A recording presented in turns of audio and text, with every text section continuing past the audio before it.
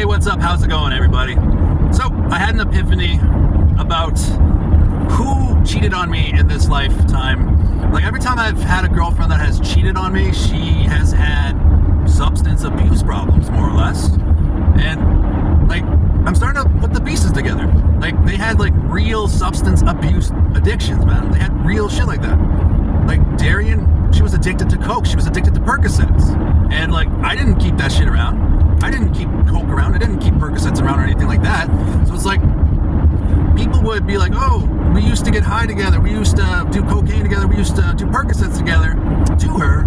And while we were together, Cindy and I, and her substance abuse addiction was so strong that that's where she went. She went to go do blow and other guys and all that shit, a bunch of drugs and shit like that. That's why she cheated. I see that now. Because she had a lot of moments of honesty with me. Like, when I assess everything and I look over everything, she had a lot of moments of, like, pure honesty to me. And the only thing that really got in the way was, like, her mom and her grandmother hating on me and stuff like that. That put a big toll on everything that we tried to build together. Like, we wanted to be a family together. Like, she gave me that text message, right? Like, oh, it's supposed to be us having more children, stuff like that. And I agree. But she, she cheated.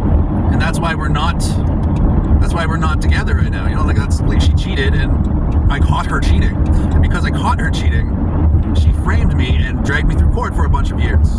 And it took me a while to kind of understand and put it all into perspective that she loved her drugs so much that she cheated on me.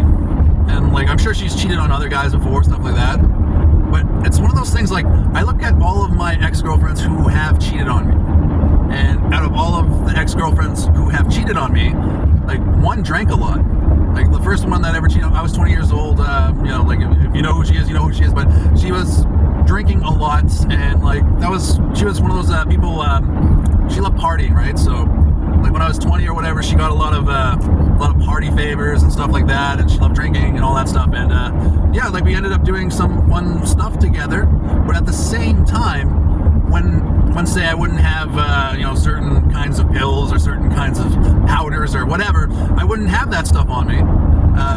The opportunity to do it behind my back with other people would come up nearly thematically, like a theme. It's like a theme with every relationship that I have with somebody who has kind of like a substance addiction or whatever.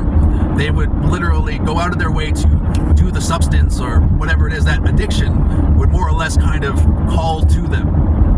And sure enough, like, Darian and I, we were close together, and, like, I remember, like, when I would hold her, she would, like, hold me, and then she'd be like, oh, I just want to do this forever, all that stuff. And she would tell me that she loves me every day, and, like, those were moments of honesty. And she betrayed that because of a substance addiction. And now I get that, because there was always some coke dealer being like, hey, when Darren's not around, you want to hang out?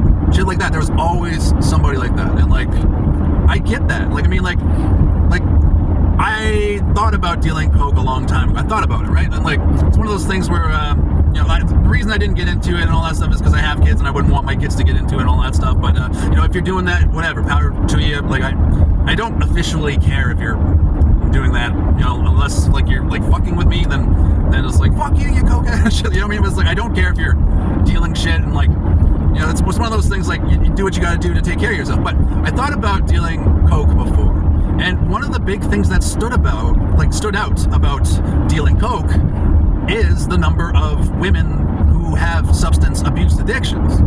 The number of women that have substance abuse addictions is actually higher than the men. And it's one of those things where, like, I thought about being a coke dealer, and, like, one of the pros of being a coke dealer is that women will do certain things with you if you give them blow, or at the same time, you put yourself in an opportunity to get laid with these women who are like, hey, you want to party? Yeah, I want to party. And then you put yourself in that that opportunity to get high as fuck and fuck together.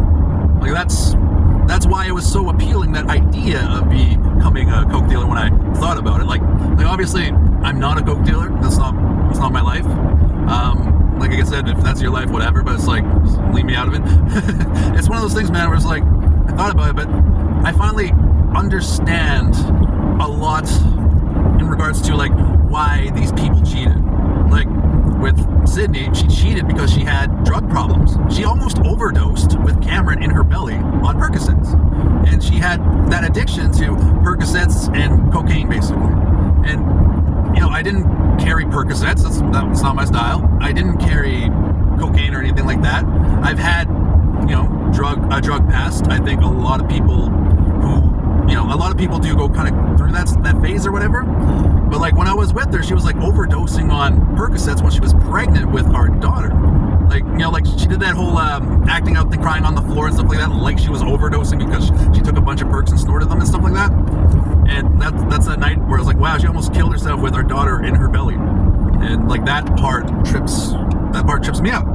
Because now when I really, really assess it, like obviously I'm not perfect, blah blah blah. Like I mean, whatever. Like when people cheat, they cheat or whatever. But what I'm trying to say about that is like those 3 particular women that have cheated on me, that I know for a fact they have cheated on me.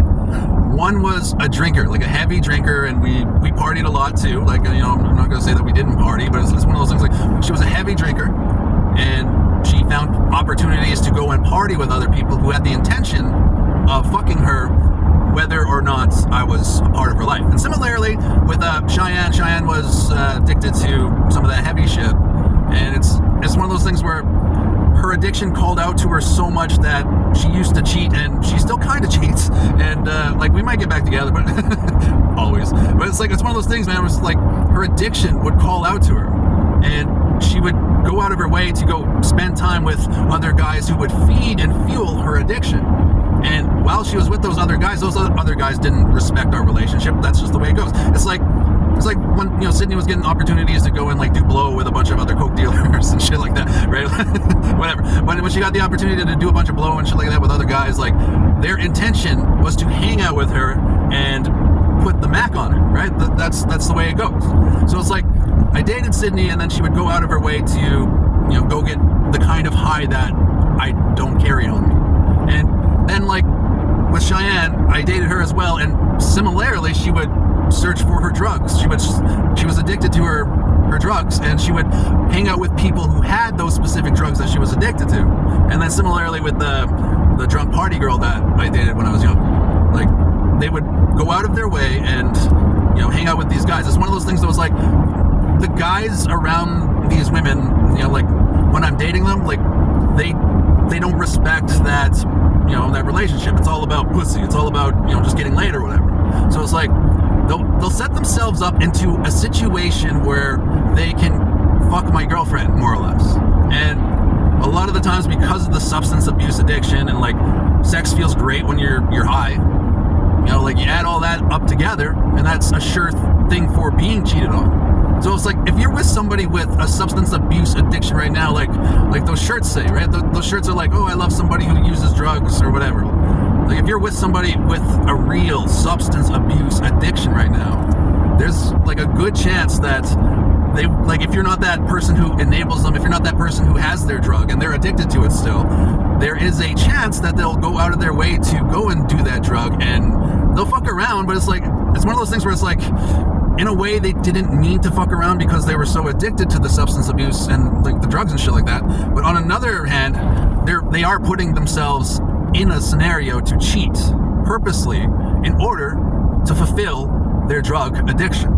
So when you're in a relationship with somebody who is really addicted to drugs, and there are other guys being like, oh, hey, I got this party stuff here, let's party, yada yada yada. Like if their addiction is so fucking strong, if it's that powerful, like the honor code means nothing. Like that relationship thing where you give each other the benefit of the doubt that you're going to be loyal to one another and you start trusting each other and stuff like that, that's not going to mean much to a substance abuse junkie.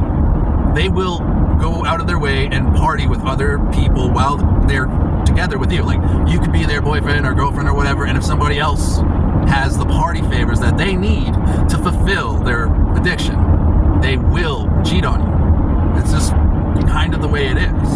And it took me a while to understand that. So like, I'm not saying that, sober girls don't cheat. I'm saying that a sober, like, life on track kind of woman is more likely to be honest than the substance abuse junkie who would go and party with other guys while she was in a relationship with so-and-so or whatever. So I finally learned that about cheaters in regards to substance abuse. Cheaters versus substance abuse.